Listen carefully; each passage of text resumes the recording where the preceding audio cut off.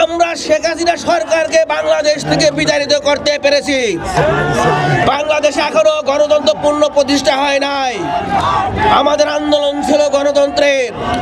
গণতন্ত্র পূর্ণ প্রতিষ্ঠা ওই দিনই হবে যেদিন বাংলাদেশে সুন্দর একটি নির্বাচন হবে।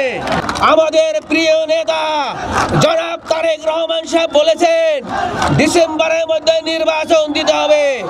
আমরা আশা করি আমাদের প্রিয় নেতা বলেছে দেশের স্বার্থে, জনগণের স্বার্থে আরো 1 মাস পিছিয়ে জানুয়ারির মধ্যে ইনশাআল্লাহ নির্বাচন দিবে।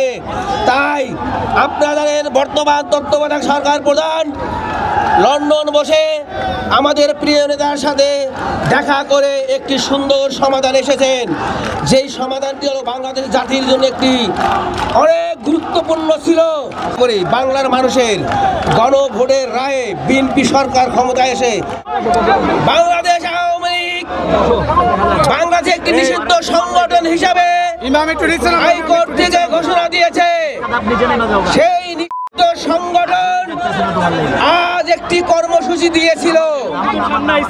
আমরা সেই কর্মসূচির প্রতিবাদে আজ রাস্তায় নেমেছি।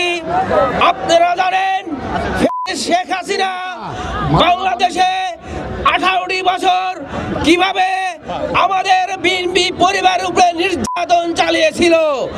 হামলা মামলা জেল জুলুম দিয়ে আমাদেরকে ঘরে ঘুমাইতে দেয়নি, গায়েবী মামলা দিয়েছে। আমাদেরকে যে অন্যায় অত্যাচার করেছে, আমাদের মামুনকেও ঘরে থাকতে দেয়নি।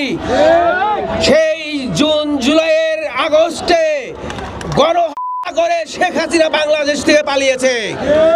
সেই বাংলাদেশ থেকে শেখ হাসিনার মন্ত্রী মিনিস্টার গুন্ডা বাহিনী নিয়ে দেশ থেকে পালিয়ে এখনো দেশের বিরুদ্ধে ষড়যন্ত্রে লিপ্ত আছেন। ভাইয়েরা, আমরা সোচ্চার হয়েছি।